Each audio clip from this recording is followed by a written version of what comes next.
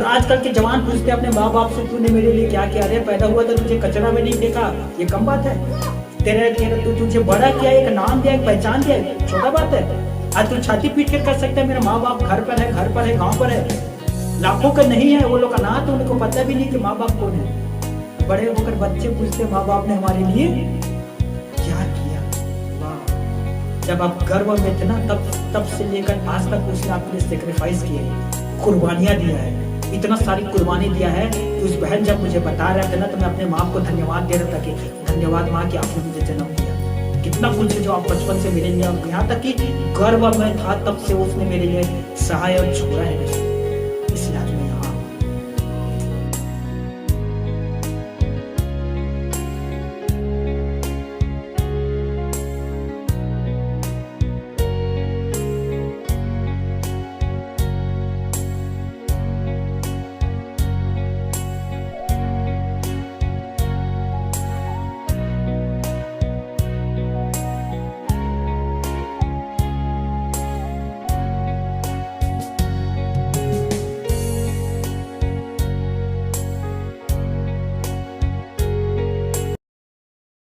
सभी को जय मसीह की।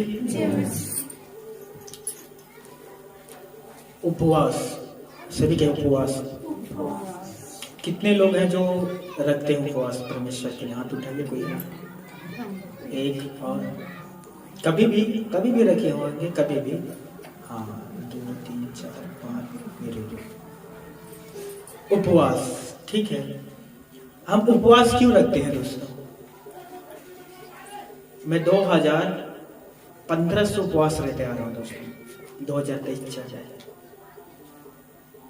मैं 3 दिन का उपवास रखता हूँ और शुक्रवार को उपवास रहता हूँ।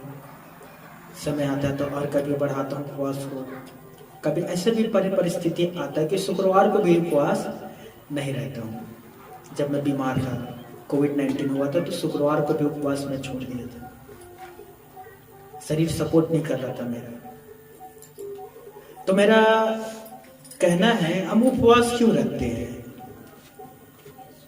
प्रभु से कुछ हासिल करने के लिए, प्रभु से कुछ पाने के लिए।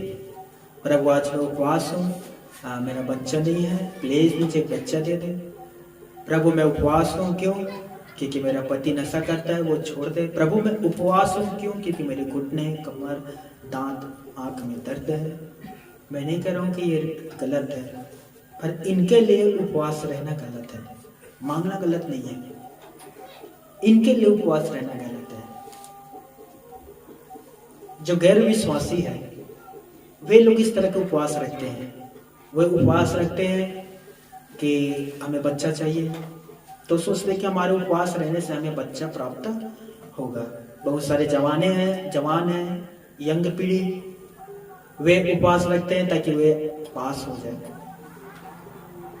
वे कुछ चढ़ाते भी हैं ताकि वे अच्छे अंक से पास हो जाए। ये स्वार्थ है।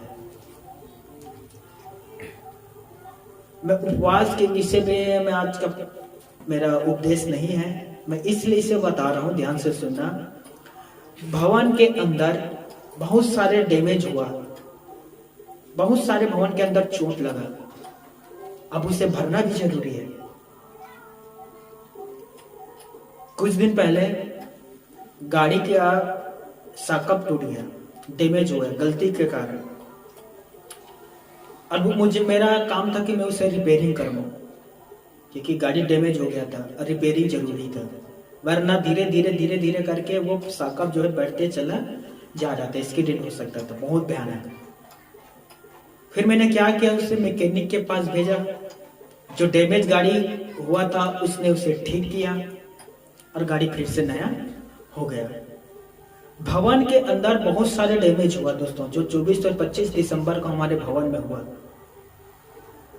3 दिन का हम लोग उपवास प्रार्थना सभा रखे थे। प्रभु के सामने हम लोग गए, प्रभु से बहुत सारे प्रार्थना किया, व्यक्तिगत में गिड़गिड़ा कर, आंसू बहा कर मैंने प्रार्थना किया। मैंने कहा कि प्रभु जो सताव हमारे साथ हुआ है और वे लोग फिर से आक्रमण करने वाले हैं, प्लीज प्रभु तू हमें इन सब चीज से बचा, कि हम आत्मा में बलवंत होते चले जाएं। शरीर कमजोर है प्रभु, लेकिन हमारे आत्मा को तू बलवंत कर। फिर हम लोग 3 दिन के उपवास प्रार्थना में गए और आप सबको बात घटना पता है। परमेश्वर के महान करुणा से वो ठीक हो गए दोस्तों। परमेश्वर ने उनके मन को बदला, वे लोग शांत हो गए और इनके लिए हम लोग उपवास में गए थे। ध्यान से सुनना। अब हमारा फिर से उपवास रखना है ताकि जो कलीसिया के अंदर जो घाव हुआ है वो भर जाए। इसीलिए 3 दिन का उपवास प्रार्थना सभा फिर लगेगा।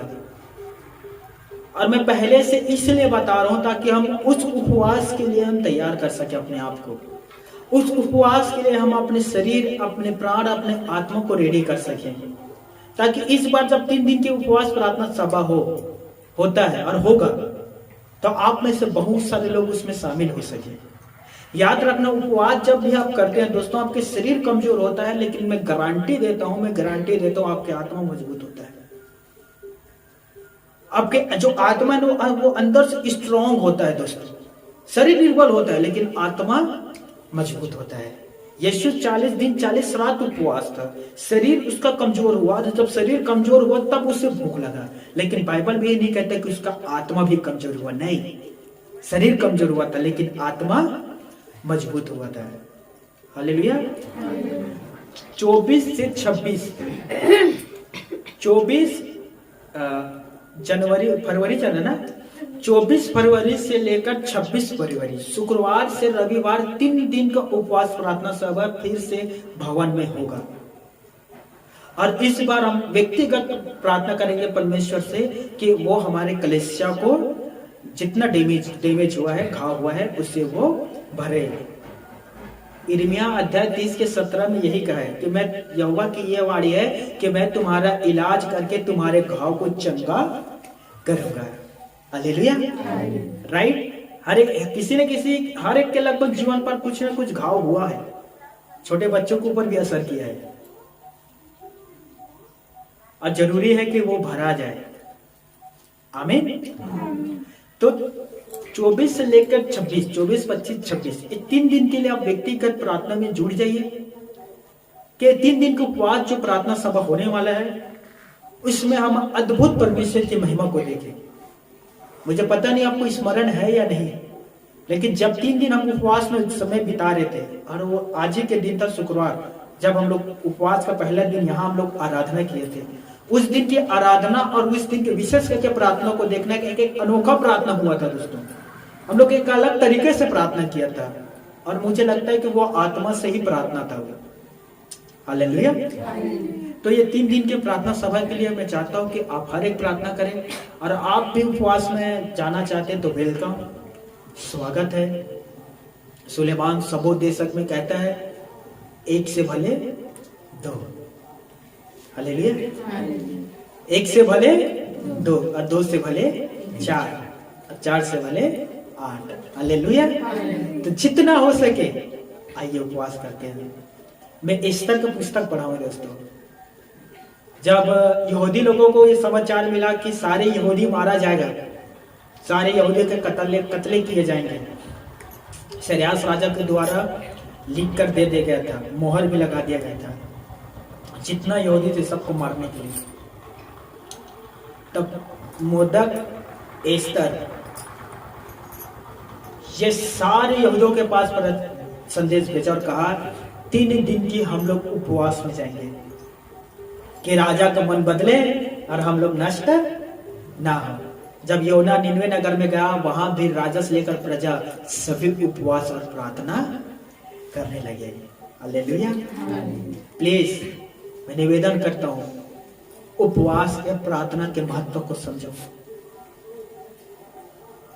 मैं बार बार कहता हूं, जब आप उपवास करते हैं, उपधनवास, उपधनवास, ऊपर वाले के पास, वास यानी रहना, ऊपर वाले के साथ आप रहते हैं। हालेलुया। चलिए, तो आज का जो वचन है मैं शुरू करता हूं, ध्यान से सुनना। सब तैयार हैं? तैयार है? रेडी है? Very good. आप सभी से एक सवाल मैं पूछना चाहता हूं। तैयार रहिए, मेरी तरफ देखिए, मेरी तरफ। मैं आपसे एक प्रश्न पूछता हूं, आपको विश्वास में आए हुए कितने वर्ष हो गए? 2 साल, 3 या 4? हाँ हाँ, एक ने कहा 3, हाँ एक कह रहा 4 साल।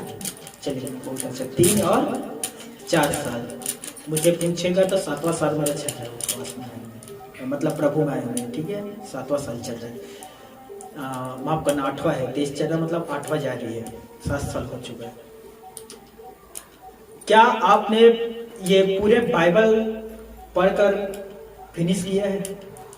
उत्पत्ति से प्रकाशित वाक्य तक पूरे बाइबल आपने पढ़ लिया?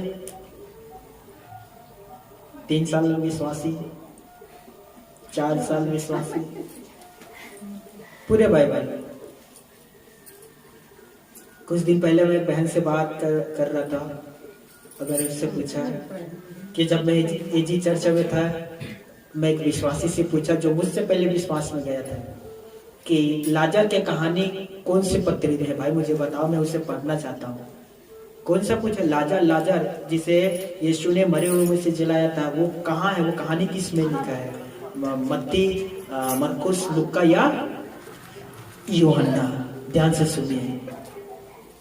उसने मुझे अलग जवाब दिया। और इसी संबंध में मैं एक बहन से बात कर रहा था, उसने कहा हाँ हाँ हाँ, किस लाजर के बारे में मुझे पता भी है, वो दरअसल लुक्का रचित सुसमाचार में। कहाँ है लाजर की कहानी? कहाँ है दोस्तों? कौन से 4 पत्री में से एक में?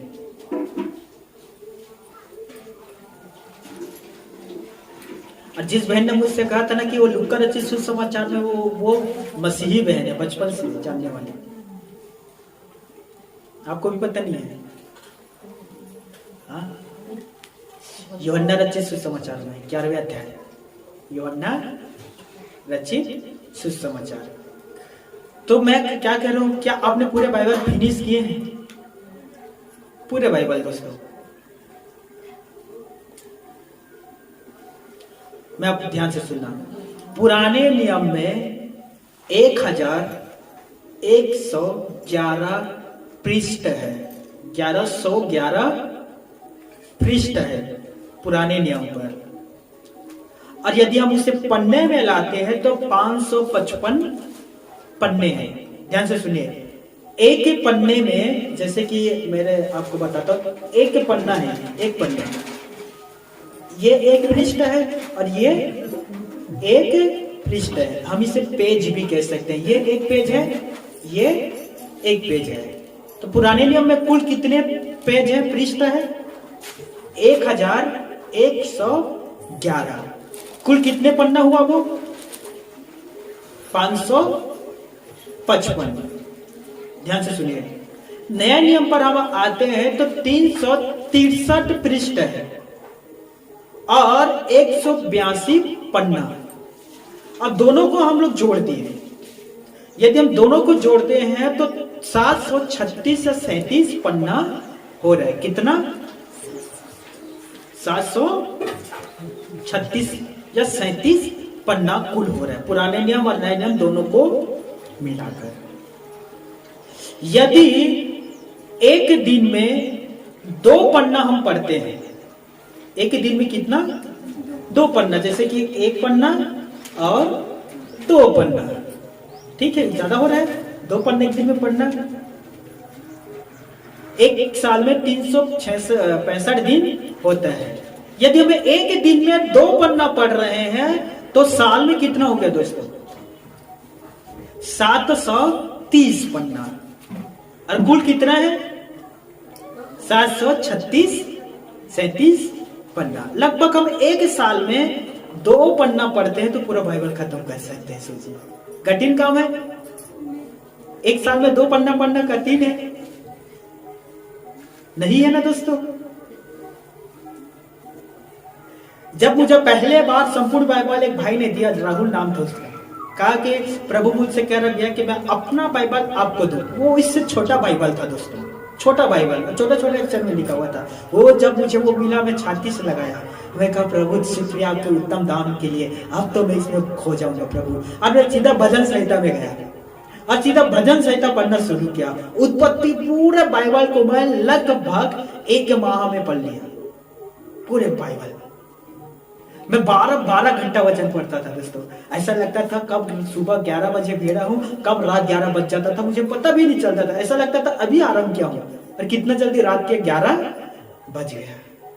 हालेलुया। मैं ना अब समझिए, कल्पना करिए, आपको भूख लग रहा है, आप 4 दिन से खाना नहीं खाए हैं, और अचानक आपके पास खाना आता है, तो कैसे करोगे आप? टूट पड़ोगे कि नहीं? जैसे भी सब्जी रहे खाओगे कि नहीं? पेट भर। हालेलुया। मैं वैसे भूखा था दोस्तों, अब मुझे लाकर पवित्र भोजन दिए गए तो मैं कैसे शांत रहता? मैं टूट पड़ा दोस्तों, और मैं पढ़ता गया। और एक पेड़ रखा था, जहां मुझे अच्छा लगता वहां मैं टिक लगाता, जहां भी अच्छा लगता मैं वहां टिक लगाता। और जब मैं वो पुस्तक खत्म कर लेता, जैसे भजन संहिता में पूरा 150 अध्याय पढ़ लिया, और जहां टिक लगाया था उससे मैं फिर पढ़ता, क्योंकि वो जहां मैं टिक लगाता था उस वचन के द्वारा वो मुझसे बात करता था, इसीलिए मैं उस वचन पर टिक लगाता था। आप मेरे बाइबल को यदि देखोगे, ये मेरा बाइबल है, आपको इतना सारा इसमें टिक मिलेगा, इतना सारा पेन का टिक मिलेगा कि आप कहोगे भैया इतना सारा परमेश्वर बात करता है। यस, ध्यान से पढ़िए, वो वचन के द्वारा आपसे बात करता है। Hallelujah, hallelujah. क्या ये कठिन काम है दोस्तों कि हम एक ही दिन में 2 पन्ना नहीं पढ़ सकते? 1 साल में पूरा बाइबल फिनिश कर सकते हैं, 1 साल में पूरा बाइबल पढ़ सकते हैं। और सोचिए हमें 4 साल हो गया, लेकिन अभी भी हम बाइबल फाइनल नहीं किए। 4 साल में अभी आप एक पृष्ठ भी पढ़ते, एक पृष्ठ, एक पन्ना में से आधा पन्ना भी पढ़ते, फिर भी ये फाइनल हो जाता है। हालेलुया। मुझे बताइए, क्या खाना खाने के बाद आपको भूख लगता है? हाँ? या आपके शरीर से संबंधित प्रश्न है। क्या खाना खाने के बाद आपको भूख लगता है? बिल्कुल लगेगा भाई। आप खाना खा गए 2-3 घंटे के बाद वो खाना पच जाता है, इसके बाद फिर आपको भूख लगेगा। सुबह खाना खाते हो, दोपहर में खाना खाते हो, और रात में खाना खाते हैं। कुछ तो लीजिए, ऐसे भी लोग हैं जो 5-5 बार खाना खाते हैं, 5 बार खाना। ऐसा लगता है कि वो खाना का बर्तन उसके गले में ही बंधा हुआ है, बस भूख लगा निकालो खाते जाओ। शरीर बढ़ रहा है, शरीर बढ़ रहा है, फूल रहा है, दिमाग वही है। मुझे दुख लगता है ऐसे लोगों के लिए। खैर, मैं उसमें नहीं जाता। मैंने पूछा, जब आप खाना खाते हो सुबह, क्या उसके बाद भूख लगता है कि नहीं लगता है दोस्तों? हालेलुया। भूख लगता है या नहीं?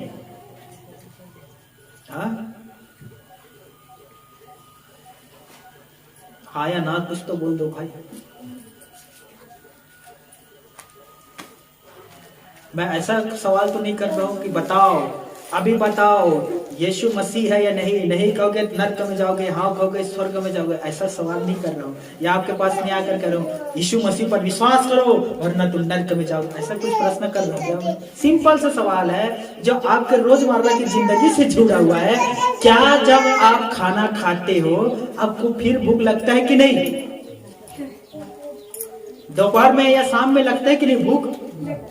तो क्या उसी प्रकार से जब आप सुबह का वचन पढ़ते हो, क्या अब आपको वचन की भूख लगता है कि मैंने सुबह वचन पढ़ा था, हो गया, लेकिन शाम को मुझे और वचन चाहिए, मुझे और चाहिए, ऐसा लगता है? खाने के लिए तो आपका जो शरीर है वो तो फोर्स करता है, लेकिन क्या आपके शरीर परमेश्वर के वचन के लिए भी फोर्स करता है आपको? हाँ बताइए।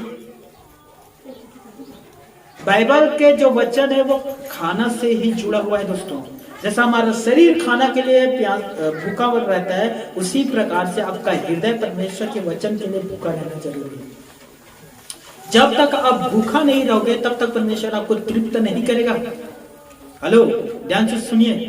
जब तक आप भूखा नहीं रहोगे तब तक परमेश्वर आपको तृप्त नहीं करेगा। नीति वचन पर सुलेमान कहता है कि परमेश्वर दुष्टों से तो क्रोध होता है, लेकिन अपना जो भेद है वो सीधे लोगों पर खोलता है। हालेलुया। परमेश्वर ने अपना भेद यूसुफ के ऊपर खोला। यूसुफ ने जाकर फिरौन को उनके सपने के अर्थ को बताया। फिरौन ने कहा, क्या हमें ऐसा मनुष्य मिल सकता है वो जिसमें परमेश्वर की आत्मा रहता है? हालेलुया। वो उसका आत्मा आपके अंदर रहेगा दोस्तों। परमेश्वर अपना वचन आपके ऊपर खोलेगा, अपना गुप्त बातें आपको बताएगा, वो भेदों के भेद आपके ऊपर प्रकट करेगा दोस्तों। लेकिन वो तब ही प्रकट करेगा जब आप भूखा रहेंगे। प्लीज बच्चे को शांत करिए ना, एक बच्चे की वजह से सब डिस्टर्ब हो रहे हैं प्लीज, या तो फिर उसे घुमाने के लिए बाहर ले जाए। शांत करिए, मेरी बात समझ रहे दोस्तों? जब आप भूखा रहोगे तो ही परमेश्वर आपको तृप्त करेगा, और जब तक आप भूखा नहीं रहोगे वो नहीं खोलता दोस्तों। हालेलुया। मेरी बात समझ रहे? संसार में अनेकों पुस्तकें हैं, बहुत सारे पुस्तकालय बने हुए हैं, लाइब्रेरी भी उसे बोले जाते हैं, जहां हजारों हजारों पुस्तकें रहते हैं, जहां जाकर लोग पढ़ते हैं और ज्ञान प्राप्त करते हैं। बाइबल अनेकों पुस्तक में सर्वोच्च स्थान रखता है दोस्तों, ध्यान से सुनिए। जैसे आकाश के ऊपर अनेक ग्रह है, और उन ग्रह में सूर्य प्रचलित है। उन अनेकों ग्रह में सूर्य का अलग स्थान है, क्योंकि वो चमकता है। उसी प्रकार से बाइबल है दोस्तों, जो हमें परमेश्वर की बातें बताता है। ध्यान से सुनिए। अब बाइबल पढ़कर आपको यह पता चलता है कि परमेश्वर हम मनुष्य से किस तरह से प्यार करता है। बाइबल पढ़कर आपको परमेश्वर के व्यवहार और उसके चरित्र के विषय में पता चलता है कि परमेश्वर पिता का आज्ञा क्या है, और हम कौन से काम करके परमेश्वर के आत्मा को प्रसन्न कर सकते हैं। राइट। अब बाइबल पढ़कर यह आपको पता चलता है कि किन किन बातों को परमेश्वर करने के लिए मना किया गया है, और किन किन कामों को करने के लिए परमेश्वर ने हमसे कहा है। यह बाइबल पढ़ने से आपको पता चलता है।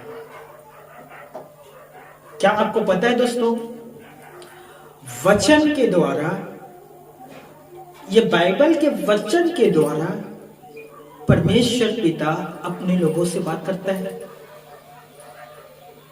हालेलुया। परमेश्वर अपने वचन के द्वारा हमसे बात करता है। आप में से कोई उनका शब्द सुना है दोस्तों? वो इन्हीं जो बाइबल पर लिखा है उन्हीं वचनों से हमसे बात करता है। मैंने परमेश्वर के आवाज से पहले बार 2016 जनवरी में मैंने उसके शब्दों को पहले बार सुना था, और परमेश्वर ने मेरे पास आकर कहा कि हे अगेश्वर, तेरा जन्म देने वाले माता भी तुझे छोड़ देगा, लेकिन याद रख मैं तुझे कभी नहीं छोड़ूंगा बेटा, क्योंकि तेरा जो चित्र है वो मेरी हथेली पर है। मैंने ईश्वर को धन्यवाद दिया। फिर मैंने वचन पढ़ना शुरू किया। तब वो वचन जो परमेश्वर मुझसे बात किया था, मैंने उसे यशायाह अध्याय 39 और उसका 14 और 15 पद में पाया। सेम वचन, और उसी के द्वारा उसने मुझसे बात किया था। जब मुझे 1 साल हो गया था प्रभु यीशु मसीह में गया हुआ, और मैं 1 साल से उसका वचन का अध्ययन कर रहा था। हर रविवार भवन जाता, हर शुक्रवार भवन जाता। मैं परमेश्वर की आराधना करना शुरू कर दिया था। ध्यान से सुनना, मैं परमेश्वर के गीत भी गाना शुरू कर दिया था। मैं लगभग 15-20 गाना को याद भी कर लिया था, और मैं डपली बजाते हुए मैं परमेश्वर के गीत को गाता था। मैं एजी चर्च में था। ध्यान से सुनिए। और जब 1 साल हो गया और मैं वचन में थोड़ा सा आगे बढ़ गया था, तब मैं दूसरे बार परमेश्वर के शब्दों को सुना, दूसरी बार। और उसने मुझसे कहा, हे अगेश्वर, तू यहां से निकल, अपने लोगों के बीच में जा, पिता पुत्र और पवित्र आत्मा के नाम से उन्हें बपतिस्मा दे। जो आज्ञा मैंने तुझे सिखाए है उन्हें मानने के लिए सिखा, और देख जगत के अंत तक मैं तुम्हारे साथ रहूंगा। हालेलुया। और मैंने इस वचन को कहां पाया? मत्ती रचित सुसमाचार 28 अध्याय 18 से लेकर 20 पद तक, वहां यह वचन लिखा है। हालेलुया। मैं क्या कह रहा हूं दोस्तों, मेरी बात को समझिए। परमेश्वर आपसे बात करेगा, लेकिन वो अपने वचन के अनुसार ही बात करेगा, बाइबल से बाहर नहीं। मेरी बात समझ रहे हो? बाइबल से बाहर वो आपसे बात नहीं करेगा। परमेश्वर ने हमसे बात किया या शैतान ने हमसे बात किया, हम कैसे पहचाने? शैतान भी बात करता है, गूंगा नहीं है वो। प्रकाशित वाक्य में उसे गरजने वाले सी कहा गया है, गरजने वाले। प्रकाशित वाक्य 12वें अध्याय में उसे लाल अजगर कहा गया है। ध्यान से सुनिए, परमेश्वर ने हमसे बात किया या शैतान ने हमसे बात किया, हम इसे कैसे पहचानेंगे बताइए?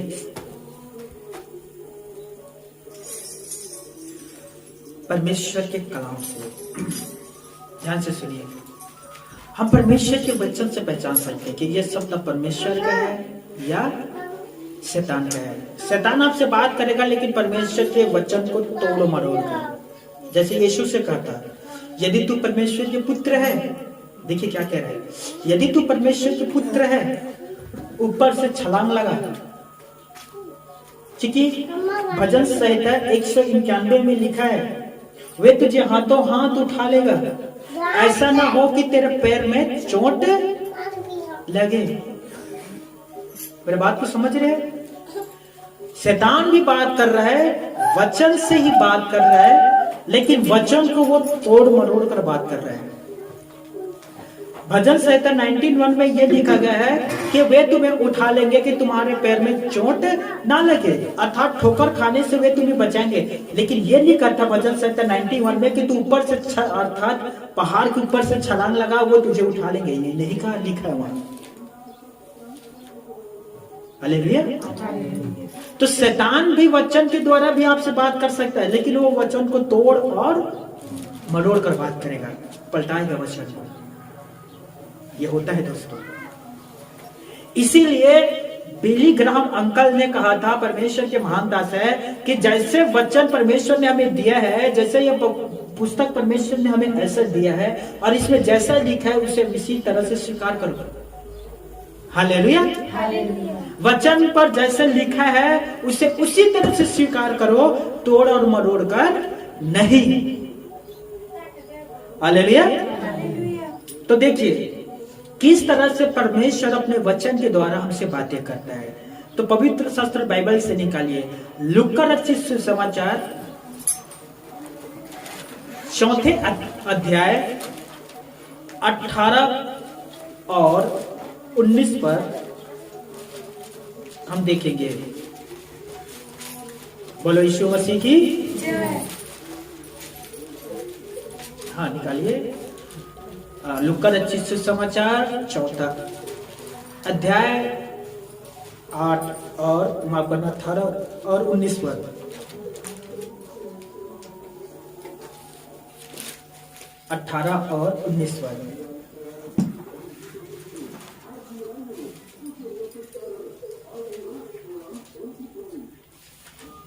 ठीक है, यहां लिखा है, चलिए मैं 17 से पढ़ता हूं ताकि आपको समझ में आता है दोस्तों। 17, 18 और 19।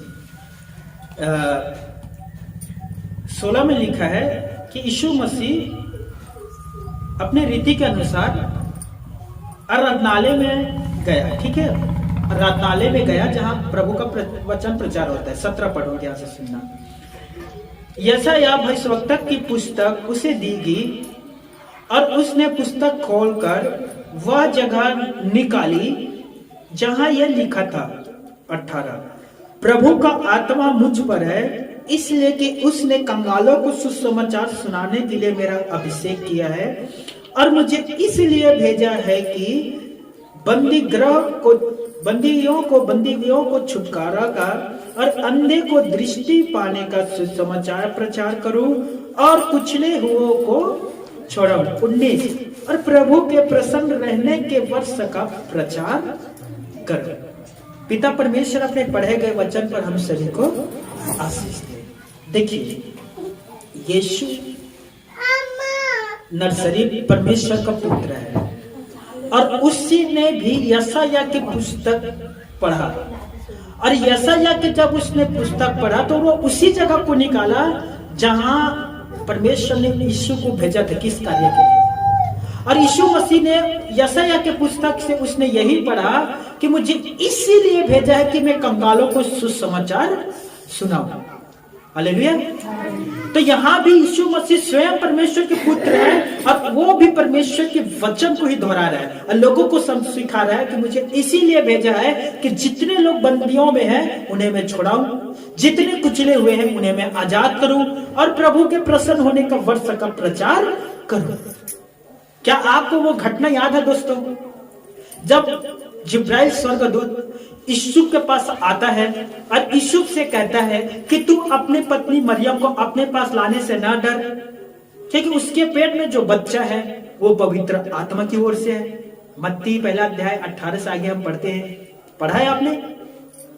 देखिए यहां भी स्वर्गदूत ने यीशु को परमेश्वर की वचन बता रहे हैं, और यीशु से कहता है कि अपने पत्नी को अपने घर में ला, क्योंकि उसके पेट में जो बच्चा वो पवित्र आत्मा की ओर से है, वो पुत्र जनेगा और तू उसका नाम यीशु रखना।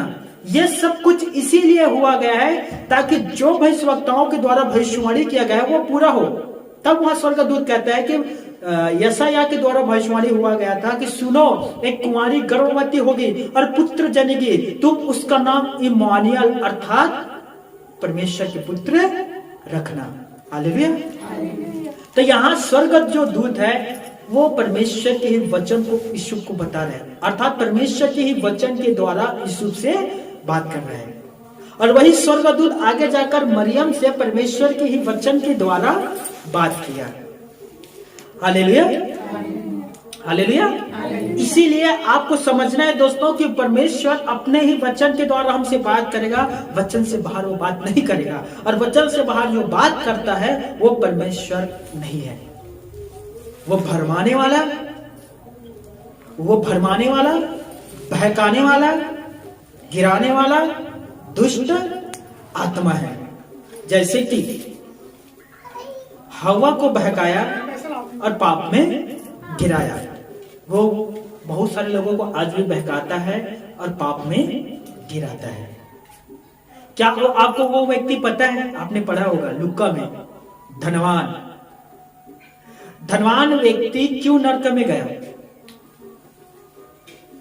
मुझे बताइए। हाँ, वो धनवान व्यक्ति क्यों नरक में गया दोस्तों? क्या उसे बाइबल का कोई नॉलेज नहीं था? क्या वो मूसा की व्यवस्था नहीं जानता था?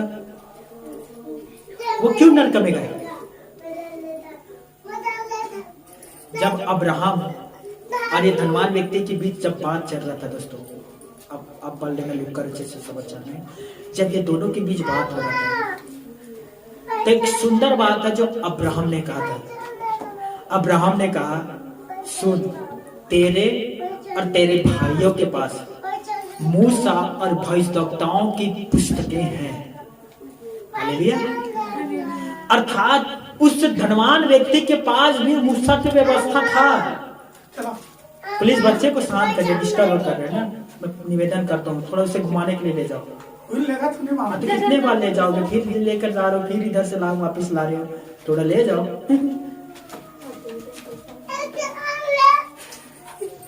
किसी बच्चा हमारा बात तो छोड़िए, माँ बाप का भी नहीं सुनता। हाँ चलिए कोई बात नहीं, रहने दो।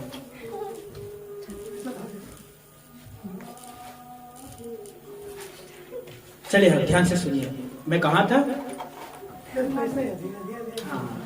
धनवान और अब्राहम के बीच।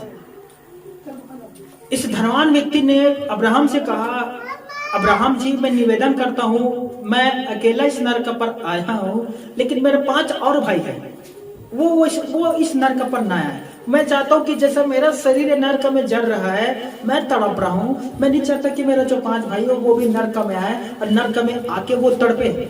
मैं नहीं चाहता। प्लीज मेरे भाइयों पर तरस खाओ, दया करो और उनके पास किसी को भेज दो। अब देखिए, अब्राहम ने कहा कि मूसा, तुम्हारे भाइयों के पास मूसा और भविष्यवक्ताओं की पुस्तकें हैं। और इस धनवान व्यक्ति ने कहा कि मूसा और भविष्यवक्ताओं की पुस्तकों को हमारे भाई नहीं मानेंगे। तब अब्राहम ने कहा यदि कोई मुर्दा में से भी तुम्हारे भाई के पास जाएंगे फिर भी वे लोग नहीं मानेंगे। वो धनवान व्यक्ति मुझे लगता है इसीलिए नरक में गया था दोस्तों, क्योंकि उसने मूसा की व्यवस्था का पालन नहीं किया। वो भी मूसा की व्यवस्था को जानता था। अब एक बात पढ़ना नए नियम पर, यहूदी जो लोग थे ना वो विद्वान लोग थे दोस्तों, अनपढ़ लोग नहीं थे। जब यीशु मसीह परमेश्वर के राज्य के प्रचार करता था और पुराने नियम की बातें करता था, यहूदी लोग जा करना मूसा की व्यवस्था में ढूंढते थे, क्या ये प्रचार कर रहा है व्यवस्था के अनुसार है या व्यवस्था से बाहर प्रचार कर रहा है। वे लोग खोज पड़ताल करते थे दोस्तों मूसा के पुस्तकों को खोलकर। बहुत विद्वान थे यहूदी।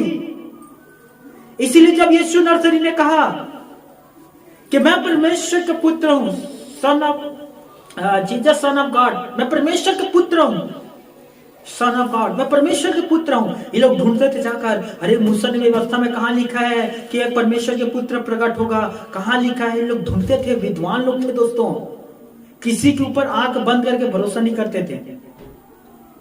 जब यीशु नर्सरी ने कहा कि इससे पहले कि अब्राहम उत्पन्न हुआ था मैं था, आपने पढ़ा है यूहन्ना 8 में 58 में। जब यीशु ने कहा मैं तुमसे सच कहता हूं अब्राहम उत्पन्न हुआ था उससे पहले मैं था, यहूदी लोग पूछताछ करने लगे, अरे ये तो अभी अभी पैदा हुआ है, लेकिन अब्राहम तो करोड़ों साल पहले पैदा होकर मर गया, फिर ये व्यक्ति कैसा कहता है कि मैं अब्राहम से पहले था। हालेलुया। मेरे प्यारे भाइयों और मेरी बहनों, ये धनवान व्यक्ति इसीलिए नरक में गया था क्योंकि उसने मूसा की व्यवस्था का पालन नहीं किया था। ध्यान से सुन लीजिए, आज हमारे पास नए नियम की आज्ञाएं हैं, लेकिन यीशु के समय पुराने नियम की पुस्तकें थे। जितने पुस्तकें पढ़कर उसके अनुसार जीवन व्यतीत करता था, केवल उसे ही हेवन स्वर्ग मिलता था। जो वो व्यवस्था तोड़ा वे नरक जाते थे, जो व्यवस्था के पालन करते थे वे स्वर्ग जाते थे। यीशु आया, वो व्यवस्था को बदल दिया दोस्तों।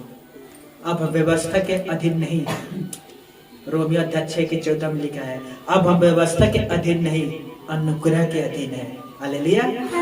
यूहन्ना पहले अध्याय में लिखा है मूसा के द्वारा व्यवस्था आया, लेकिन अनुग्रह और सच्चाई यीशु मसीह के द्वारा आया। हालेलुया। व्यवस्था के अनुसार हम कब के मर गए होते हैं दोस्तों, कब के मर गए होते हैं, लेकिन अनुग्रह के अनुसार आज हम जीवित है। यह प्रभु के वजह से हुआ है। आमीन। मेरे साथ निकालिए रोमियो 2 अध्याय 12वें पद।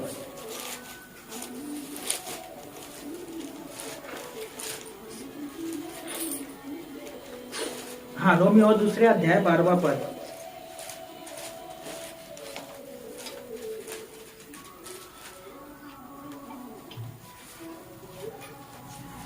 कोई भी पढ़िए एक।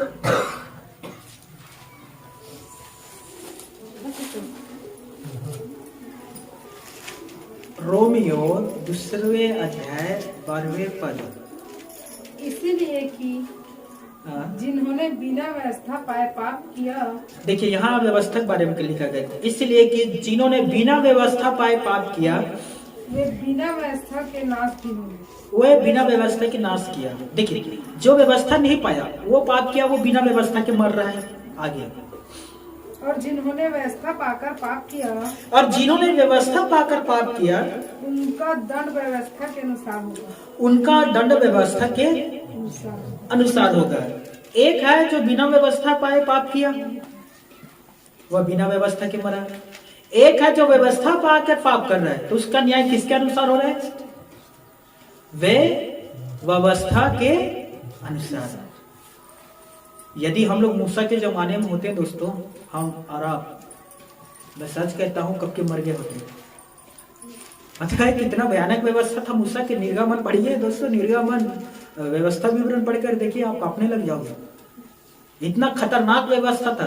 और दरअसल ये मूसा की व्यवस्था नहीं था, परमेश्वर ने मूसा को दिया था, मूसा ने इजराइल के लोगों को।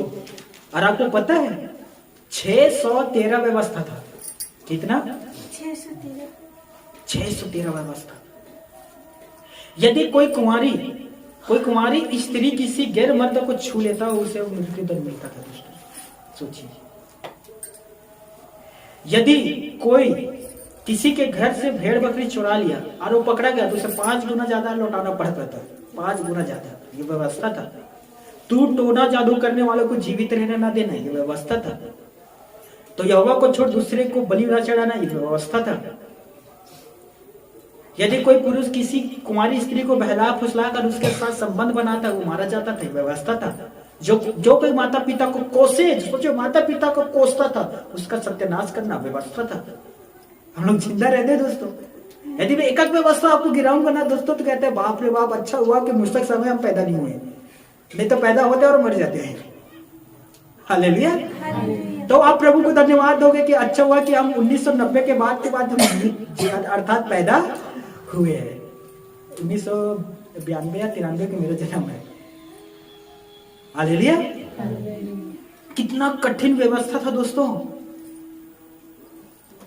इसीलिए रोमियो 2:12 में लिखा है, जो पाप करता था, जो व्यवस्था को जानकर पाप करता था, उसका न्याय व्यवस्था के अनुसार किया जाता था दोस्तों। अर्थात दोनों व्यक्ति की न्याय होता था, बिना व्यवस्था के जानने वाला का भी और व्यवस्था को जानने वाला का भी। अब एक सवाल पूछता हूँ, हमारे पास बाइबल है, हालेलुया। हमारे पास ये परमेश्वर का पाक बाइबल है, हम बाइबल पढ़ते हैं और हर एक बाइबल पढ़ने वाले व्यक्ति को पता है कि खुदा हमारा भी एक दिन न्याय करेगा और वो हमारी बुद्धि के अनुसार न्याय नहीं करेगा, हमारे धार्मिकता के अनुसार न्याय नहीं करेगा। वो इस प्रकार से न्याय नहीं करेगा कि मेरा बेटा हर दिन हर रविवार को भवन जाता था, ऐसा न्याय नहीं करेगा। वो हमारा न्याय करेगा परमेश्वर अपना पुस्तक के अनुसार। मैंने कहा है तो मुझे छोड़ दूसरों को धन्यवाद न करना, बेटा तूने किया कि नहीं किया, ये सारा हमारी रिकॉर्डिंग हो रहा है। वो भी हमारा न्याय करेगा, लेकिन हमारे सोच के अनुसार नहीं और ना अपनी सोच के अनुसार। वो न्याय करेगा जो पुस्तक में है उसके अनुसार, अर्थात पवित्र वचन के अनुसार। वो धनवान व्यक्ति क्यों मारा दोस्तों? क्योंकि वो मूसा की व्यवस्था का पालन नहीं किया था। लेकिन वही एक व्यक्ति था जो उसके घर के चौखट के पास पड़ा रहता था, बीमार था, उसके शरीर में घाव हो गया था, उसके घाव को कुत्ते आकर चाटता था। यह धनवान व्यक्ति जो भी खाना ना खाता था, जो झूठा इनके मुंह से गिरता था, उसे उस गरीब व्यक्ति को देता था, निर्धन व्यक्ति को देता था। ये संगमरमर का मरमर का कपड़ा पहनता था, वो गरीब के पास फटे पुराने कपड़ा रहता था। और ये अपने घर में ऐसो आराम के जीवन में रहता था, बड़ा घर, ताजमहल के जैसे घर। और वो गरीब के कोई घर नहीं था, बाहर पड़ा रहता था। ठंडक के दिन में से ठंडक से झेलना पड़ता था, गर्मी के दिन में से गर्मी झेलना पड़ता था। देखिए एक ही दिन दोनों व्यक्ति मरता है, बाइबल बताता है, धनवान भी और गरीब लाजर भी। लाजर परमेश्वर की गोद में, अब्राहम के गोद में, वाह आनंद कर रहा है वो। और ये धनवान जो सुख विलास अपने जीवन बिताता था, वो नर्क में जा गया। अब इस बात से अनुमान आप लगा सकते हैं, परमेश्वर ने हर एक को बुद्धि दिया है, आमीन। हम इस बात से अनुमान लगा सकते हैं, वो भले ही गरीब व्यक्ति था, भले ही उसके शरीर में घाव हो गया था, भले ही वो झूठन को खाता था, लेकिन वो मूसा की व्यवस्था का पालन करता था। हालेलुया। इसीलिए उसने पृथ्वी पर अपने लिए घर इकट्ठा नहीं किया था, लेकिन वहां किया था। इसीलिए अब्राहम के गोद मिला उसे। और इसने पृथ्वी पर अपने लिए धन इकट्ठा किया था, वो गरीबों का पैसा भी लूटा हुआ होगा, किसानों से मेहनत करवा कर उनके पैसे भी नहीं दिए होंगे। इसीलिए उसने मूसा की व्यवस्था को तोड़ा, और मूसा की व्यवस्था को तोड़ने के कारण वो नरक पर अपने आप को खोया। अब ध्यान देना मेरे प्यारे भाइयों और मेरे बहनों, वो चिल्लाता है, वो धनवान व्यक्ति चिल्ला कर कहता है, हे अब्राहम, मैं यहाँ पीड़ा में तड़प रहा हूं, मैं तुझसे निवेदन करता हूं, एक बूंद पानी पिला दे। तो वो एक बूंद पानी मांग रहा है ताकि वो मेरे होठ में आए, मेरे होठ को तृप्त करे। क्यों? क्योंकि मैं आग से जल रहा हूं। अब नए नियम पढ़कर देखिए, यीशु ने कहा स्वर्गदूत आएगा, मत्ती 13 में दोस्तों, स्वर्गदूत उतरेगा स्वर्ग से, धर्मियों को पापियों से अलग करेगा और पापियों को आग के कुंड में डाला जाएगा जहां रोना और दांत पिसना होता है। बाइबल कोई मजाक नहीं करता दोस्तों, याद रख लेना। हम जो बाइबल पढ़ते हैं सीरियसली पढ़ा करें और सीरियसली से लिया करें, गंभीरता के साथ, क्योंकि बाइबल मजाक नहीं करता। गलतियों पर लिखा है परमेश्वर ठट्ठे में उड़ाया नहीं जाता, कोई मजाक नहीं है दोस्तों। खुदा ने कहा कि परमेश्वर ने आदि में आकाश और पृथ्वी को पैदा किया दोस्तों, परमेश्वर ने आकाश और पृथ्वी को। तो सोचिए, आज हम ऊपर दिखते हैं तो हमें आकाश दिखाई देता है, हालेलुया। जब हम नीचे देखते हैं तो हम इस पृथ्वी पर रहते, पृथ्वी दिखाई देता है। तब उसने ये भी कहा कि उसने नर को भी बनाया है, नर को भी बनाया है, जो दिखाई नहीं देता। उसे देखने के लिए मरना पड़ता है लोगों को, उसके बाद वो दिखाई देता है। मजाक नहीं है दोस्तों। परमेश्वर ने कहा आकाश में 2 बड़ी ज्योतियां हो। अब 2 बड़ी ज्योति को देखते हैं, एक सूर्य, एक दूसरा चंद्रमा। परमेश्वर ने कहा बड़े बड़े आकाश के अंतर में तारे हो ताकि पृथ्वी पर प्रकाश दे। देखिए, अब तारे को देखोगे, हालेलुया। मैं क्या कह रहा हूं, जो परमेश्वर ने कहा, जो परमेश्वर ने बनाया, वास्तव में वो है, उसका अस्तित्व है। बहुत सारे लोग मजाक करते हैं, कभी कभी मेरे मम्मी भी मजाक करते थे, पहले करते थे, अब बंद कर दिए। पहले मैं मम्मी के कहते थे, मम्मी अब मुंह से गंदा गाली क्यों देते हो, गंदा गाली मत दो, नरक में जाकर सड़ोगे। मम्मी कहता था यही स्वर्ग है और यही नरक है। जब भी उसे दुख लगता था ये नरक है, और जब भी सुख लगता था कहता था ये स्वर्ग है। हालेलुया।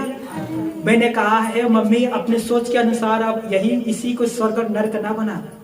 तू तो अपने सोच के अनुसार खुद न्याय कर लिया कि मैं अब अच्छा हो रहा है तो मैं स्वर्ग में हूं, बुरा हो रहा है तो मैं नरक में हूं। फिर आपके अनुसार परमेश्वर की जरूरत ही नहीं है आपको। फिर मैंने उसे समझाया और वो उस दिन समझी जिस दिन बिच्छू ने उसे डंक मारा। सोचिए, अक्ल के आने के लिए बिच्छू की जरूरत था। समझ में आ रहा है। वो एक दिन घर की सफाई कर रही थी और सफाई करते वो एक अंधेरे रूम पर गई और उसे गलती से दिखाई नहीं दिया, एक बिच्छू को वो अपने पैर से खून दी और बिच्छू ने उसे ऐसा फटकार मारा सच कह रहा हूं, ऐसा डंक मारा। और देखिए मम्मी की बुद्धि को भी देखिए, वो ना बिच्छू ने जैसे उसे डंक मारा, वो बिच्छू को ऐसे मारी, वो बेचारा का लादी फूट गया। और घर के ऊपर एक खपरेल होता है ना, खपरेल, उसी खपरेल में बिच्छू को भर कर मेरे पास ऐसे ला कर, बेटा, मैं बोल क्या हुआ मम्मी, बेटा इसी ने तेरे माँ को मारा। मैं बोला क्या है मम्मी, तो मुझे कहता है इसी बिच्छू ने तेरे मम्मी को डंक मारा, बेटा प्रार्थना कर दे। मैंने कहा मम्मी आप तो कहते यही स्वर्ग और यही नरक है, तब नरक के थोड़ा आनंद ले लो। हालेलुया। और यकीन करिए मैं तुरंत प्रार्थना नहीं किया, क्योंकि मुझे पता था मैं तुरंत प्रार्थना करूंगा वो ठीक हो जाएगी, लेकिन समझेगी नहीं। मैंने 1 घंटा खड़ी देखकर 1 घंटा प्रार्थना नहीं किया। जब वो बिच्छी के जो दर्द था वो पैर से होते होते जांघ तक आ गया दोस्तों। फिर वो जमीन पर ना लौटने लगी। वो समझ आता, लौटना मतलब इधर घुलने लगी दाएं तरफ, फिर इधर बाएं तरफ, पूरा पसीना पसीना होने लग गई, पूरा पसीना पसीना से भींज गई और कहने लगे हे ऊपर वाले मुझे इस छत को उठा ले। क्यों? क्योंकि अब दर्द बर्दाश्त नहीं हो रहा है, मुझे मृत्यु दे, मैं तेरे पास आना चाहता हूँ, मुझे दर्द हो रहा है कर वो रोने लगे। फिर मम्मी अब इधर आ। फिर वो उठ कर मेरे पास आई। मैंने जहाँ बिच्छी मारा तो इसी जगह पर हाथ रखा और मैंने प्रभु से कहा, प्रभु आपने हमें सामर्थ्य दिया है, लुका 10:19, मैंने तुम्हें बिच्छू और सांपों को रोकने का अधिकार दिया है। प्रभु मैं बिच्छू को और उसके दर्द को इसी वक्त यीशु के नाम से रोकता हूँ। हालेलुया। मैंने प्रार्थना किया। 5 मिनट के बाद वो रो रही थी, शांत हो गई। फिर वो उठी, नहाने के लिए गई। मुझे आज भी याद है उस दिन क्या सब्जी बना था। नहाने के लिए गई, नहा कर आई, फिर वो कढ़ी सब्जी बना था, पेट भर कढ़ी खाई, जाकर सूत गई। और जब उठी तो नई बन गई थी। मैंने कहा पता चला मम्मी ईश्वर का नरक क्या होता है? कहता हाँ बेटा पता चल गया। वो सिर्फ एक डेमो था, जो बिच्छू के दर्द था वो क्या था, वो डेमो था। डेमो को क्या कहते हैं हिंदी में? उदाहरण। हाँ चलिए उदाहरण। वो एक डेमो एक एग्जाम्पल था, दृष्टांत था इससे करोड़ों गुना ज्यादा दर्द वहां नरक पर होता है। उसे तुम कैसे सहोगे? क्योंकि कोई मजाक नहीं कर रहा हूं, यदि तुम बिच्छी के दर्द से मृत्यु मांग रहे थे, जमीन पर लोटपोट कर रहे थे, तो इससे 1000 गुना ज्यादा दर्द आपको नरक में मिलेगा। वहां आप क्या करोगे? बाइबल में लिखा वहां कोई शांति नहीं है। बाइबल में लिखा है कि वहां कीड़ा और केचुए रहते हैं दोस्तों। वहां 24 घंटा लोग रोते हैं और अपने दांतों को पीसते हैं, अपने दांत को कटकटाते हैं। दोस्तों आपने देखा ना, कभी कभी दर्द होता है तो हम अपने दांत को किटकिटाने लगते हैं दोस्तों, क्योंकि दर्द बर्दाश्त नहीं होता, इसीलिए हम अपने दांत को किटकिटाते हैं। वहां भी वही होता है, रोना और दांत पीसना। मेरे प्यारे भाइयों, मेरी प्यारी बहनों, उस धनवान व्यक्ति ने मूर्खता का काम किया था। यहूदी था, मूसा की व्यवस्था भी जानता था, लेकिन मूसा की व्यवस्था पर नहीं चला। इसी वजह से वो नरक पर गया। हमारे पास परमेश्वर के पाक कलाम है दोस्तों, परमेश्वर के वचन है। वो प्रभु का धन्यवाद दीजिए और वो प्रभु के उन दासों को धन्यवाद दीजिए, विलियम के लिए, अब्राहम टिंडल, कितने सारे लोग हैं जिन्होंने हिंदी में अनुवाद करके हमारे पास बाइबल भेजा है। दोस्तों पता है, विलियम टिंडल करके एक व्यक्ति था, परमेश्वर के महान दास, उसने अंग्रेजी पर बाइबल का अनुवाद कर रहा था। कुछ ही अनुवाद किया तो उसे जिंदा आग में जला दिया गया। लेकिन कितने सारे लोगों ने अपने बलिदान दिया, कुर्बानी दिया, और आज हमारे पास परमेश्वर के वचन है। हालेलुया। इसलिए जब आप बाइबल को पढ़ते हैं, गंभीरता से पढ़िए और इनमें के वचन को जैसे है वैसे लीजिए। आमीन। ध्यान से सुनना, वचन कहते हैं इब्रानियों अध्याय 10 के 28 से लेकर हम 30 तक पढ़ते हैं, तो वहां लिखा है कि मूसा की व्यवस्था के नहीं मानने वाले दो तीन के गवाही से मार दिया जाता था। 2 या 3 व्यक्ति आता था और गवाही देता था कि इसने मूसा की व्यवस्था के पालन नहीं किया, और वे मारे जाते थे। आगे लिखा है, तो सोचो कि हम जो परमेश्वर यीशु मसीह के आज्ञाओं को नहीं मानते और प्रभु यीशु मसीह को अपने पैर में रोकते हैं, अपने पैर में रोकते हैं, क्या हम बच पाएंगे? हालेलुया। क्या हम बच पाएंगे दोस्तों? जब मूसा की व्यवस्था के नहीं मानने वाले मारे जाते थे, तो आज जो हम प्रभु यीशु मसीह के वचन को नहीं मान रहे हैं, उसके वचन के खिलाफ जाते हैं, क्या हम बच पाएंगे? इब्रानियों 10 के 31 पद में लिखा है, जीवित परमेश्वर के हाथ में पड़ना भयानक बात है दोस्तों। सोचिए, एक दिन हम परमेश्वर के पास जाएंगे, वो जीवित है, वो हम परमेश्वर के पास जाएंगे, हम उसके सिंहासन के सामने खड़े रहेंगे, जीवन की पुस्तक खोला जाएगा। याद रखना, बाइबल पर लिखा है प्रकाशित वाक्य में 21-20 अध्याय में, मैं माफ करना 19 से 20 अध्याय में लिखा है कि जीवन की पुस्तक खोला जाएगा। सारे मृत्यु मरे हुए लोग उनके सामने इकट्ठे किए जाएंगे, और जैसे जैसे जीवन की पुस्तक में लिखा होगा उसी के अनुसार उनका न्याय होगा। लिखा है दोस्तों प्रकाशित वाक्य 20 अध्याय में, 20 के 3-4 आप घर पर पढ़िए। हमारा भी न्याय होगा दोस्तों, आपका, मेरा, हम सबका वहां न्याय होना है। और याद रखना, एक जीवन की पुस्तक है और वहां सब कुछ लिखा जा रहा है। जो भी हम पृथ्वी पर कर रहे हैं, जो भी हम पृथ्वी पर कार्य करते हैं, जो हम बोलते हैं, जो हम खाते हैं, जो हमारा उठना बैठना है, हर चीज वहां रिकॉर्डिंग हो रहा है जीवन की पुस्तक में। और वो जीवन की पुस्तक इस तरह से खोला जाएगा और जीवन की पुस्तक के अनुसार हमारा न्याय किया जाएगा। और हर एक व्यक्ति को इससे गुजरना है। ऐसा कोई भी व्यक्ति नहीं है जो इससे नहीं गुजरेगा, चाहे वो पास्टर हो, चाहे वो विश्वासी हो, चाहे वो अविश्वासी हो, सभी को उससे गुजरना है। इसीलिए इब्रानियों 9 के 27 में लिखा है, मनुष्यों के एक बार मरना और उसके बाद न्याय होना नियुक्त किया गया है। मनुष्य मरता है और उसके बाद उसका न्याय होता है। आपने देखा होगा, आप बहुत सारे घर में जाते होंगे, वरन आपके भी घर में होगा। आप देखते हैं किसी के घर में जाते हो, वहां एक बड़ा सा फोटो रहता है, फोटो फ्रेम, बड़ा बड़ा फ्रेम रहता है, माला चढ़ा रहता है और नीचे लिखा रहता है श्रीमान फलाना स्वर्गवासी। आप पढ़े कि दोस्तों, श्रीमान फलाना स्वर्गवासी। मैं पूछता हूँ, आपको कैसे पता है वो स्वर्ग गए हैं? बताइए ना। कुछ कभी आपने नोटिस किया दोस्तों, तो फोटो के नीचे लिखा देता है फलाना स्वर्गवासी, रहता है कि नहीं? गारंटी देता हूँ, जितने के घर जाओ एक जगह आपको नहीं मिलेगा फलाना नरकवासी करके, ये नरक में मिलेगी। सब के सब लिखते हैं स्वर्ग स्वर्ग। 70 साल जीवित रहा, 10 साल से दारू पीने के लिए पिया और 70 साल के जीवन तक दारू पिया, सोचिए वो स्वर्गवासी है। हाँ बताइए ना।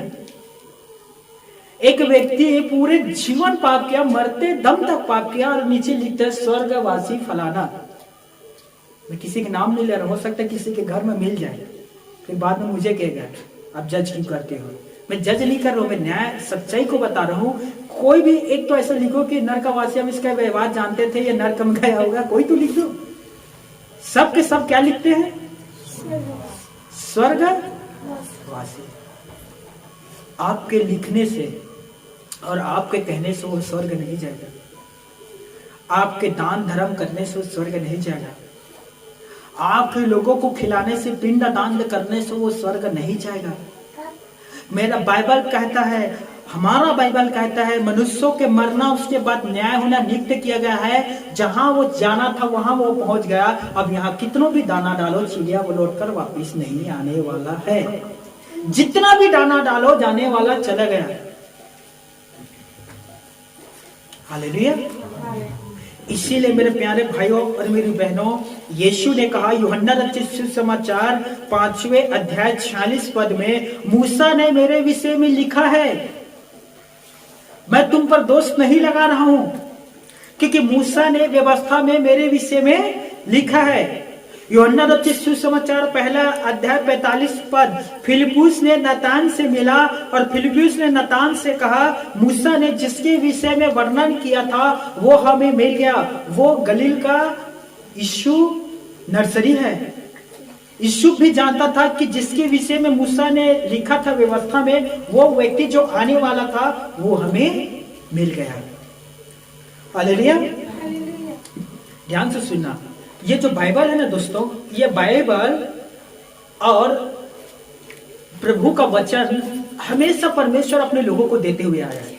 चाहे वो मूसा के तोड़ा के द्वारा हो, चाहे हिजकेल के मुंह पर डाला हो पुस्तक, चाहे यूहन्ना के प्रकाशित वाक्य हो। परमेश्वर के आप कलाम पढ़कर देखिए, परमेश्वर हर समय अपने लोगों को अपना पुस्तक देते गया और क्या करना है क्या नहीं करना है वो पुस्तक पर लिखा हुआ था। क्या करोगे तो मैं तुम्हारे साथ रहूंगा, क्या नहीं करोगे तो मैं तुम्हारे साथ से चला जाऊंगा, ये सब कुछ बाइबल पर लिखा था। चलिए, हम में से हर एक परमेश्वर से प्यार करते हैं। Hallelujah, right. कितने लोग प्यार करते हैं? हाथ उठाइए।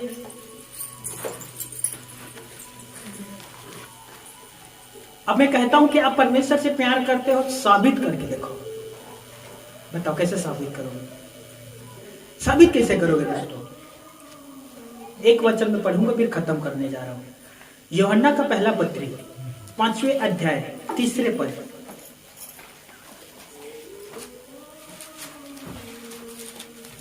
यूहन्ना का पहला पत्री 5वें अध्याय और 3 पद।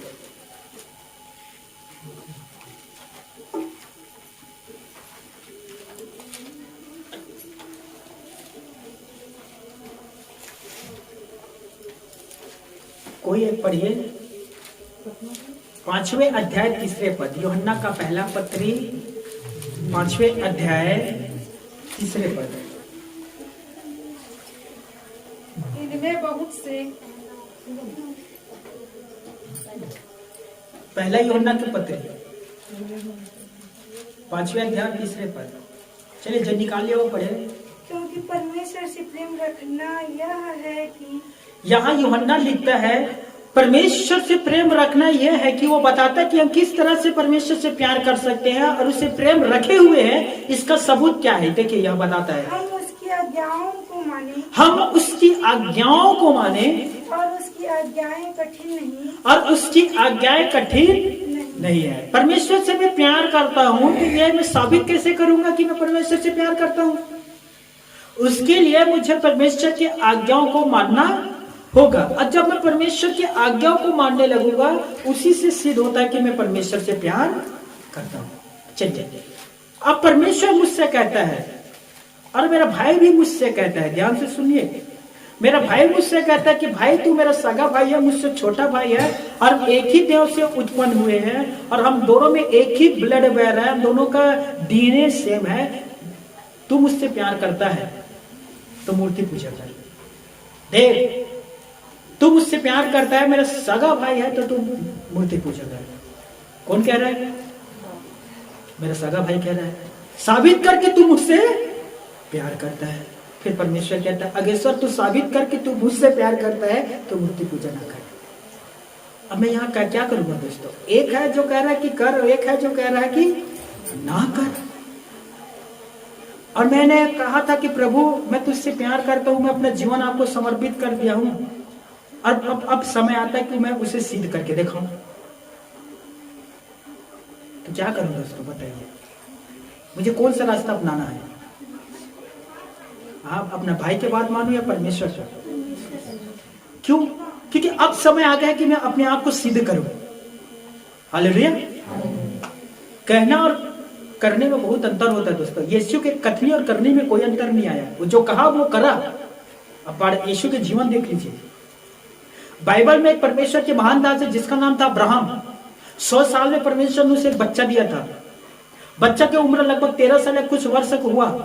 अब्राहम बहुत खुश था कि 100 साल में परमेश्वर ने मुझे बच्चा दिया। वो बुढ़ापा का बच्चा था दोस्तों। लेकिन वो जब 13 साल या 14 साल उसका उम्र हुआ, एक दिन परमेश्वर आता है अब्राहम के सपने में। अब्राहम से कहते हैं, अब्राहम उठ, अपने बच्चों को ले और मोरिया या मरिया करके एक देश है, वहां चले जा, और वहां के पहाड़ में अपने बच्चे को होम बलि करके तू चढ़ा। सोचिए दोस्तों, अब्राहम के जीवन पर कैसा लगा होगा उसे दोस्तों। परमेश्वर आपने 100 साल में बच्चा दिया, केवल मेरा बच्चा 13 साल का है। उम्र मुझे इनफैक्ट याद नहीं है दोस्तों, आगे पीछे हो सकता है, इसहाक की उम्र मुझे परफेक्ट याद नहीं है, बस मैं कह रहा हूँ 13 साल का ही बच्चा है। मैंने उससे 13 साल अपने सीने से लगाया, और तू चाहता है कि मैं अपने बच्चों को होम बलि चढ़ाऊं? प्रभु मेरा एक ही बच्चा है, प्लीज ऐसा ना कर। मैं अपने बच्चों को नहीं दे सकता, चाहे तो तू मेरा जान ले ले, पर मैं अपने बच्चों को नहीं दे सकता। चाहे तो इसके बदले तुम्हें हजारों भेड़ बकरियों को मैं होम बलि चढ़ा देता हूँ, प्लीज मेरे बच्चों को छोड़ दे। अब्राहम ने ऐसा नहीं किया। बाइबल पढ़कर देखिए, उत्पत्ति 22 अध्याय घर में पढ़ना दोस्तों। अब्राहम सुबह उठा, सैनिकों से कहता है कि सवार तैयार करो। सैनिकों ने सवारी तैयारी किया, किसी सैनिक को लेकर नहीं गया। एक कदम अपना बैठा, दूसरे कदम इसहाक को बैठाया, लकड़ी को लाद दिया, एक हाथ छुरी अपना बाका में रखा, छुरी जो था उसे लकड़ी रखा, आग रखा, निकल गए दोनों बाप बेटा। और दोनों देखिए जा रहे हैं उस देश को जहां परमेश्वर ने कहा। फिर बीच में इसहाक पूछता है, पिताजी हमारे पास लकड़ी है, हमारे पास छुरी भी है, हमारे पास आग भी है, लेकिन होम बलि चढ़ाने के लिए जानवर कहाँ है? किसे आप होम बलि चढ़ाओगे? सोचिए, ये शब्द जब इसहाक ने बाप से पूछा होगा तो बाप का रिएक्ट कैसे जवाब दिया होगा दोस्तों। उसने कहा, बेटा तू मेरे साथ चल, परमेश्वर उपाय करेगा। हालेलुया। अब देखिए, वो स्थान पर पहुंच गया, वो देश पहुंच गया। इसहाक अब्राहम दोनों पहाड़ में चढ़ रहे हैं। बेटे के मन पर ख्याल आया होगा, पता नहीं बाबूजी कैसे पहाड़ पर चढ़ रहा है, हमारे पास भेंट नहीं है, वो किसे होम बलि चढ़ाएगा? ये किसी की भी सवाल मन पर आएगा, क्योंकि उस समय होम बलि और मेम बलि, अन्न बलि, पाप बलि सब चढ़ता था उस समय दोस्तों। अब उस ऊपर स्थान में पहुंचा जहां परमेश्वर ने कहा था, ये पर्वत ऊपर स्थान पर चला गया। देखिए, लकड़ी जो गड्ढे में लादा था, उस लकड़ी को सजाया दोस्तों, लकड़ी सज गया। तब अब्राहम इसहाक से कहता, बेटा तू इस लकड़ी के ऊपर लेट जा। अब्राहम लकड़ी के ऊपर लेट गया, उसके हाथ और उसके पैर दोनों को बांधा, जो छुरी लिया था उसे उठाया। बेटा भी समझ गया कि होम बलि कोई और नहीं, मैं चढ़ने वाला हूं। हालेलुया। आज के यदि 12-13 साल का बेटा होता, बाप का ही होम बलि कर देता, कहता तू बड़ा आया बुढ़ाऊ मेरा होम बलि चढ़ाने के लिए, मैं तेरा पहले होम बलि चढ़ाऊंगा।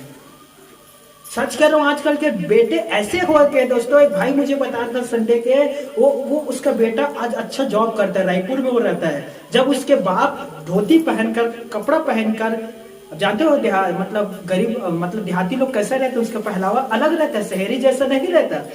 जब उसके बाप चावल अमरान छोड़ने के लिए रायपुर गया, और वो चावल छोड़ रहा था, उसका बेटा किसी सरकारी नौकरी में ऑफिसर है, तो कुछ मेहमान उसके घर आए, तो उसके मेहमानों ने पूछा ये बुजुर्ग कौन है। उसके बेटा ने कहा ये मेरे घर के नौकर है। और पता था कौन था? उसका बाप था। लोगों के, अपने दोस्तों के सामने मेरा इमेज खराब ना हो, मेरा स्टेटस खराब ना हो, इसलिए अपने बाप को नौकर बना दिया। कहा कि ये नौकर है, चावल छोड़ने के लिए है। और उसका बाप था। ये आज का बेटा है दोस्तों। माँ बाप के एहसान को भूल जाते हैं। एक बहन से मैं बात कर रहा था, वो बहन अपने, जब वो गर्भवती थी, अपना ना प्रॉब्लम बता रहा था दोस्तों। भैया मैं जब मैं गर्भवती थी, जब मुझे बुखार आता था, मैं पैरासीटामोल नहीं खा सकता था। क्यों? क्योंकि ज्यादा एमजी के मैं खाता तो मेरे गर्भपात भी हो सकता था। भैया जब मैं प्रेग्नेंट था तो मैं बहुत कुछ है जो नहीं खा सकता था। मैं वो सोचिए, बेचारी बताती थी, मैं पूरे रात बुखार में रहता था अपने बच्चे के लिए। बच्चे गर्भ में है, मैं नहीं चाहता था कि मेरे बच्चे की हानि हो। क्या खाना है, क्या पीना है, सब कुछ मैं डॉक्टर के अनुसार करता था। क्यों? क्योंकि मेरा बच्चा मेरे पेट में था। और बड़े बच्चे आगे आकर कहते हैं, सोचिए वो मेरा नौकर है, कहते हैं जो बाप पैदा किया उसे नौकर बना दिया। और आजकल के जवान पूछते हैं अपने माँ बाप से, तूने मेरे लिए क्या किया? अरे पैदा हुआ था तुझे कचरा में नहीं फेंका, ये कम बात है? तुझे बड़ा किया, एक नाम दिया, एक पहचान दिया, छोटा बात है? आज तू छाती पीट कर कह सकता है मेरा माँ बाप घर पर है, गांव पर है। लाखों का नहीं है वो लोग का ना, तो उनको पता भी नहीं कि माँ बाप कौन है। बड़े होकर बच्चे पूछते माँ बाप ने हमारे लिए क्या किया। वाह, जब आप गर्भ में थे ना, तब से लेकर आज तक उसने आपके लिए सेक्रीफाइस किया है, कुर्बानियां दिया है, इतना सारी कुर्बानी दिया है कि उस बहन जब मुझे बता रहे थे ना, तो मैं अपने माँ को धन्यवाद दे रहा था कि धन्यवाद माँ कि आपने मुझे जन्म दिया। कितना कुछ है जो आप बचपन से मेरे लिए, यहाँ तक कि गर्भ में था तब से उसने मेरे लिए सहाय और छोड़ा है दोस्तों। इसलिए आज मैं यहाँ हूँ। हालेलुया। इसहाक लेटा था दोस्तों, अब्राहम छुरी उठाता है और जैसे उसे मारने वाला होता है, ऊपर से आकाशवाणी होता है, हे अब्राहम अपने बेटे के ऊपर तलवार हाथ ना उठा, मैं जान गया कि तू अब परमेश्वर का भय मानने वाला है। हालेलुया। और उसने अपने बेटे को कुर्बान नहीं किया दोस्तों। मेरे प्यारे भाइयों और मेरी प्यारी बहनों, यदि हम परमेश्वर से प्यार रखते हैं, एक दिन आता है जब अब्राहम के जैसा आपको सिद्ध भी करना पड़ेगा कि हाँ मैं आपसे प्यार करता हूँ। हालेलुया। इसीलिए जब भाई ने कहा मूर्ति पूजा कर, परमेश्वर ने कहा ना कर, तो वहां मुझे परमेश्वर का सुनना है, ना किया ना भाई के। मैं हर एक व्यक्ति को खुश नहीं कर सकता, मैं हर एक व्यक्ति को प्रसन्न नहीं कर सकता, मैं हर एक व्यक्ति के चेहरे पर खुशी नहीं ला सकता दोस्तों, ये मेरा काम नहीं है। यदि मैं मनुष्यों को खुश करने के लिए जाऊं तो भी परमेश्वर नाराज होगा। मैं क्या करूं दोस्तों? मैं परमेश्वर के पीछे चलूंगा। लोग नाराज होते हैं, होने दीजिए। हालेलुया। क्योंकि मैं जब उसे नाराज करूंगा तो फिर मैं शांति से जीवन व्यतीत नहीं कर सकता। हालेलुया। इसलिए मेरे प्यारे भाइयों और मेरी प्यारी बहनों, आप परमेश्वर से प्यार करते हैं तो याद रखिए आपको उसके आज्ञाओं को मानना पड़ेगा। जितनी आज्ञा प्रभु यीशु मसीह ने आपको दिया है, उन सारे आज्ञा को मानना पड़ेगा। तब सिद्ध होता है कि आप सच में परमेश्वर से प्यार करते हैं। अरे करोड़ों लाखों अविश्वास, माफ करना, विश्वासी करोड़ों लाखों जो कहते हैं कि हम परमेश्वर से प्यार करते हैं, और पता है लोग क्या करते हैं? सुबह जाकर कहते हैं हो तेरी स्तुतियों और आराधना, और शाम के आकर दारू पीते हैं और कहते हैं कि हम परमेश्वर से प्यार करते हैं। लाखों करोड़ों ऐसे लोग हैं, मैं सच कह रहा हूं। लाखों करोड़ों आज मसीह जवान बहने हैं, भाई हैं, जो कहता है कि परमेश्वर मैं तुझसे प्यार करता हूँ, जैसे तू मुझे जीवन साथी देगा मैं उसी प्रकार के जीवन साथी से शादी करूंगा। लेकिन अभी भी अपने 10-5 बॉयफ्रेंड बनाकर घूम रहे, गर्लफ्रेंड बनाकर घूम रहे। सोचिए, 2 रिजेक्ट करेंगे तो तीसरा में पास हो जाऊंगा, 2 3 रख रख कर घूम रहे। कैसा प्यार है जो आप परमेश्वर से करते हो? मुझे समझ ही नहीं आता। मैं प्यार करता हूँ और मैं हमेशा करते रहूंगा। और मैंने हमेशा के आदर्श के जीवन जिया है दोस्तों। जाकर मेरे परिवार वालों, गांव वालों से पूछ लीजिए, और मैं हमेशा उसे कायम रखूंगा। इब्रानियों 3 अध्याय मेरे ख्याल से 13 और 14 पद में लिखा है, यदि हम मसीह के साथ सहभागी हैं, मसीह के साथ जुड़े हुए हैं, वहां लिखा है कि यदि हम मसीह के साथ सहभागी हैं तो अपने अंगीकार को अंत तक दृढ़ता से थामे रहो। अर्थात यदि हम मसीह के साथ हैं तो अपने अंगीकार को जिस दिन आपने अंगीकार किया था कि यीशु आज से मैं तुझे अपने उद्धारकर्ता मानता हूं, यीशु आज से मैं तेरे पीछे चलूंगा, यीशु आज से मेरा जीवन तेरा है, जो इसने आपने जो अंगीकार किया तो उसे अंत तक दृढ़ता से थामे रहो, बाइबल कहता है। हालेलुया। ऐसा ना हो कि प्रभु आज मैं अंगीकार करता हूं कि तेरे साथ जीऊंगा, 2 दिन के बाद पता चलता है यीशु तू दूर हो जा, मैं अकेला जीऊंगा। ये अंगीकार नहीं है। आपको दृढ़ता से अंत तक थामना होगा। हालेलुया।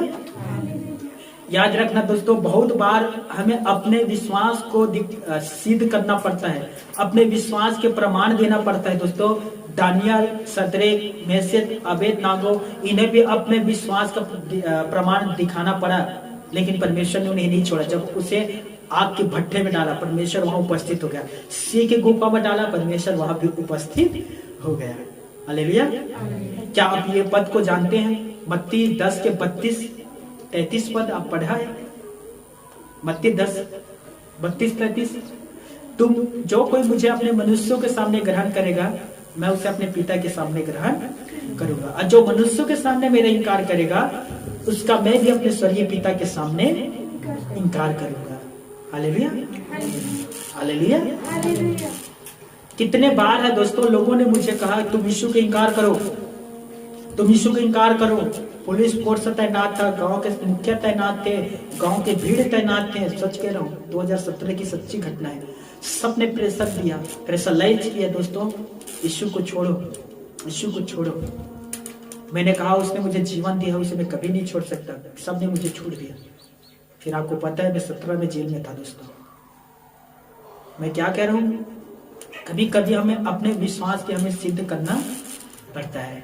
पर मैं जेल में था, लेकिन उस जेल में यीशु भी था। हालेलुया। यीशु ने कहा बेटा तू अभी 2017 में जेल में आया है, याद रख मैं 2020 साल पहले जेल गया था। हालेलुया। तो अभी जेल आया, मैं 2020 वर्ष पहले ही जेल आ गया था। डर नहीं, जेल पर मैं तेरे साथ हूँ। आमीन। और वो सच कहता हूँ, जेल में मेरे साथ था दोस्तों। इतना अच्छा मुझे सुविधा दिया था, मेरा वहाँ देख रेख होता था, खाना देख रेख, नहलाना, कपड़ा पहनाना। मैं सच कहता हूँ ऐसा लग रहा था कि मैं ससुराल आया हूँ। सच कहता हूँ ससुराल जैसे फील होता था मेरे। हालेलुया। आमीन। परमेश्वर हमें कभी नहीं छोड़ता दोस्तों, कभी भी नहीं। मैं निवेदन करता हूँ आप सभी से, प्रभु के वचन से कभी बाहर मत जाना दोस्तों, कभी भी नहीं। परमेश्वर जिस तरह से आपसे प्यार करता है, उसी तरह से आप भी उससे प्यार करें। हालेलुया। छत्तीसगढ़ी में जब मेरा शादी हुआ तो मैं अक्सर कहता था अपने पत्नी से, और वो भी मुझसे कहती थी कि हम दोनों के बीच यदि कोई आएगा, हम लोग कहते थे हम दोनों के बीच यदि कोई आएगा तो वो कुट-कुट से मार खाएगा। हालेलुया। हालेलुया।